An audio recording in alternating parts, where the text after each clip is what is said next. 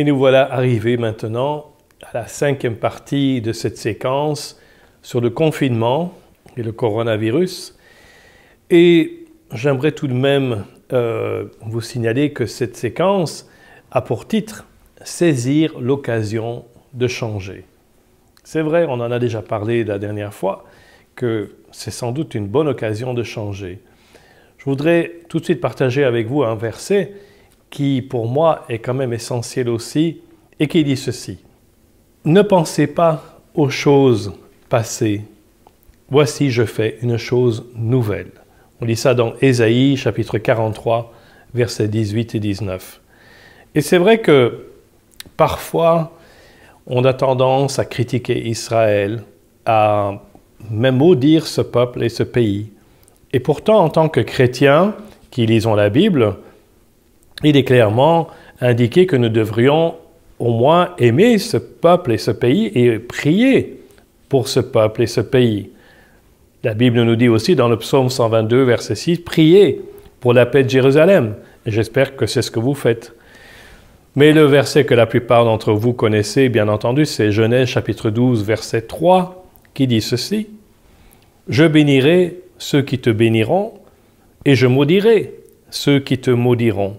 Et toutes les familles de la terre seront bénies en toi. » Il est important d'apprendre à bénir Israël et le peuple juif, parce que n'oubliez pas que tous les prophètes étaient juifs, tous les apôtres étaient juifs, et tous les disciples étaient juifs, et Jésus était juif également.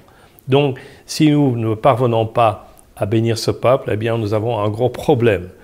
Un autre verset que Dieu adresse à Abraham, c'est cette promesse dans Genèse chapitre 18, verset 18, qui dit ceci.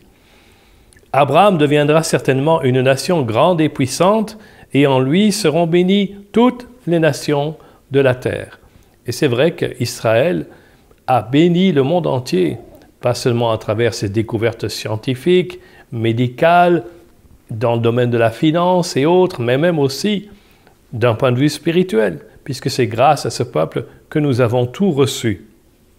Et comme d'ailleurs le disait si bien Jésus dans Jean chapitre 4, verset 22, « Vous adorez ce que vous ne connaissez pas, mais nous adorons ce que nous connaissons, car le salut, et le salut en hébreu c'est Yeshua, c'est le nom de Jésus, le salut où Jésus vient des Juifs. » Donc, il faut qu'on soit bien au clair dans notre esprit.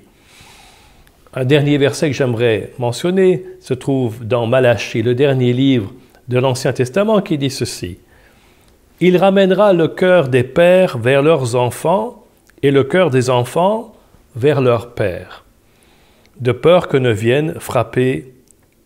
vienne frapper le pays de destruction. » Alors, ici, il peut bien entendu s'agir d'un retour physique des papas vers leurs enfants et des enfants vers leurs papas, mais d'un point de vue spirituel, on peut aussi comprendre qu'il est temps de retourner aux racines de notre foi, aux patriarches qui nous ont tout enseigné, qui nous ont tout appris, c'est-à-dire Abraham, Isaac et Jacob, et comme je l'ai déjà dit aussi, les apôtres, les disciples et Jésus-Christ lui-même.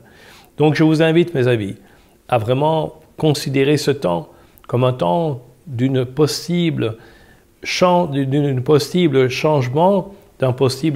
et aussi peut-être d'une possible transformation dans votre idée et dans votre façon de voir les choses. Si vous avez des questions que vous voudriez nous poser, n'hésitez pas à le faire. Vous pouvez vous adresser à nous à travers la page Facebook du Club 700 et nous serons heureux d'essayer de répondre à vos questions. À bientôt.